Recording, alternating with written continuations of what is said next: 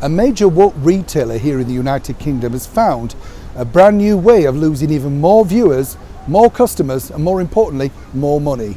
Hi, good morning, Neil Sean here in the very heart of London. Hope you like the London phone box, which apparently now houses some green plants. Simply because we're all mobiles, aren't we now? We don't really use phone boxes as much. Such a shame. However, back to your news story of the day. Now, if like me, you feel that certain retailers have become so woke, you don't want to shop in their stores anymore, this particular story will kind of shock you, simply because this particular chain recently decided and announced that they were going to be closing a lot of stores across the United Kingdom because they had to make cuts due to the pandemic. That, of course, also results in job losses too. Then, only 6 weeks ago, they decided, get this, to release a brand new lingerie range inspired by the Black Lives Matter movement, based on the sad killing of George Floyd. You couldn't make this up, could you?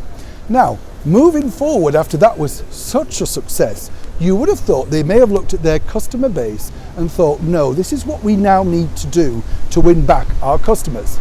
But Marks and Spencer's had other ideas. They decided to waste thousands of pounds on a brand new TV show on one of the primetime channels over here in the UK, simply called Cooking with the Stars. And when it was announced, apparently it was a cooking show like no other. So basically, it was like every cooking show you'd seen. You know, there was the kitchen, the celebrity chef, and D-listers that you'd never heard of. But Cooking with the Stars went into production. Posters were across the stores in Marks and Spencer's. And every time you shopped in there and pinged the till, they reminded you what time it was on and, of course, the stars you could see. Was it a success, though? Well, simply not. The ratings completely tanked. And as I say, this was really a full hour's advertorial for over 6 weeks. But the bosses at Marks and Spencer's think this is a good move to include celebrities. We also have the host of First Dates, Fred, who's now a wine expert, telling us which wines to buy. We also have a former pop star from the Saturdays telling us what her favourite foods are, like we're interested. But it's interesting to note that this venture into what they call full-scale advertorial, basically meaning that rather than taking adverts out, they pay for the entire programme, the entire production, which was filmed at the very expensive Pinewood Studios in Buckinghamshire, has failed.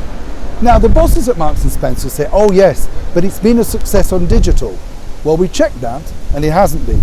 But as you see your food prices rise, and of course the prices of the products in the stores get even more expensive, from clothing to homeware to food, remember, you at least could enjoy Cooking with the Stars. Woke, you couldn't make it up. Neil Shaw in the heart of London.